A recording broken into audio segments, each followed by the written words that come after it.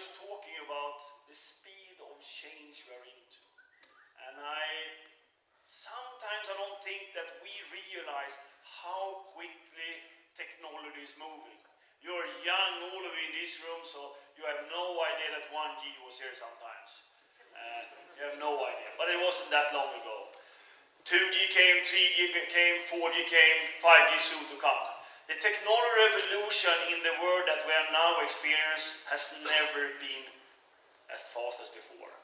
We are in a moment where technology is going to have such a huge impact on you, on businesses and society. And I would like to talk about it. But let's look backwards first. It took us some 100 years to get 1 billion places connected. That was the fixed phone. We solved the problem, how can people communicate? They called each other. It took 25 years to get 5 billion mobile subscriptions, 5 billion mobile subscriptions.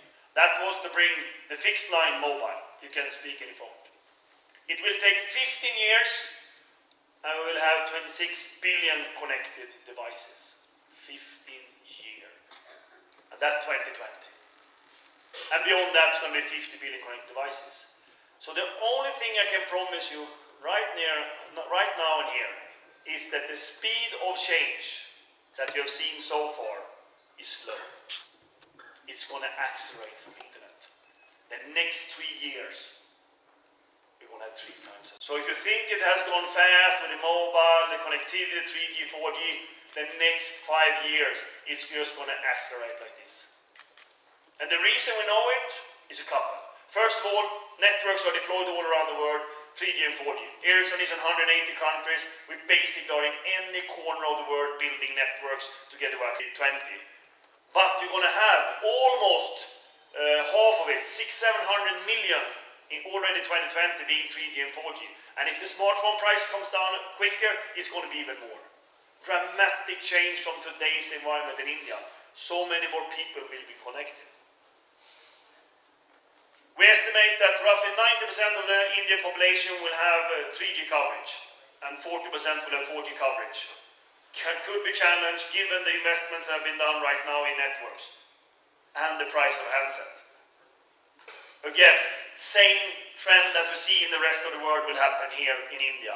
We're going to have a totally new type of infrastructure. We call it the 21st century's infrastructure. What's going to be in the networks? Yeah. So what are you doing with your phone? We are into the 5th technology revolution. The 5th technology revolution in the last couple of 100 years.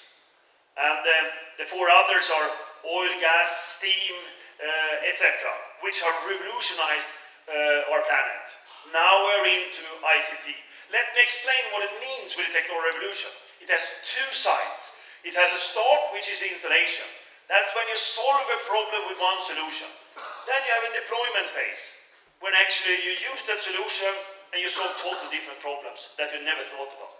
So think about the innovation of steam, one of the most important technology revolutions. So steam, the innovation of steam had one critical thing they were solving. That was to pumping up water from the mines.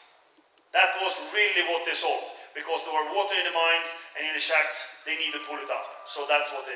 So the innovators was there in the installation phase. 20–30 years, they innovated with the steam.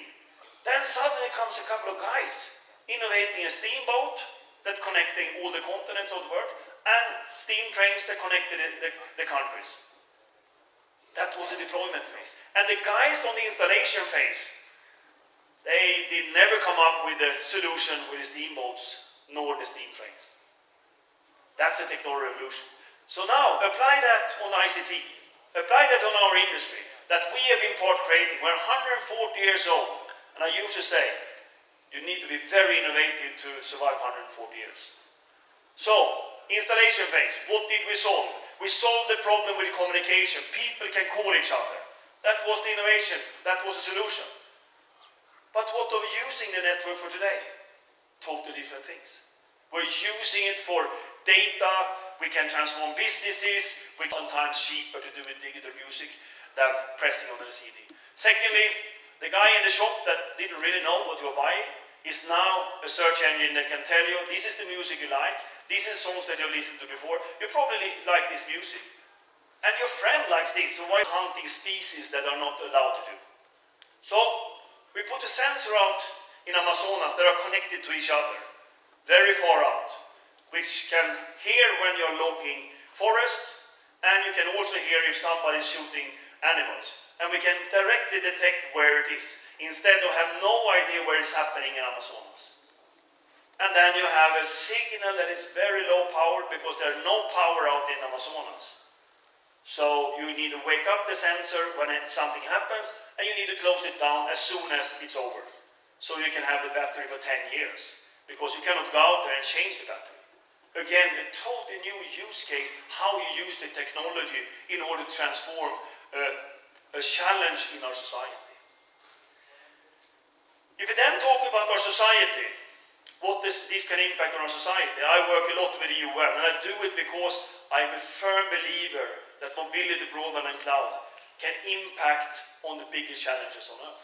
They can lead to better prosperity for people, they can lead to better education, better healthcare, and of course, it can also impact our environment if we